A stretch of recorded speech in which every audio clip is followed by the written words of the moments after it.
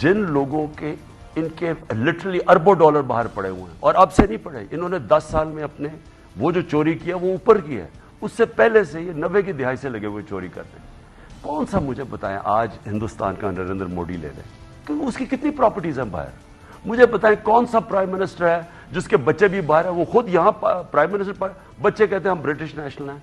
क्यों नेशनल है? क्योंकि सारे चोरी का पैसा उनके बड़े बड़े महलात वो खरीदे हुए हैं, वो जवाब दे नहीं सकते पैसा किधर से है, क्योंकि इसने चोरी करके पैसा उनके नाम पे कर दिया। मरियम के नाम पे 4 फ्लैट्स कर दिए, वो जो मेफेयर के फ्लैट्स हैं, वो 2 कंपनीज के पीछे पाए, वही तो पैनामा के अंदर इंकशाफ हुआ था।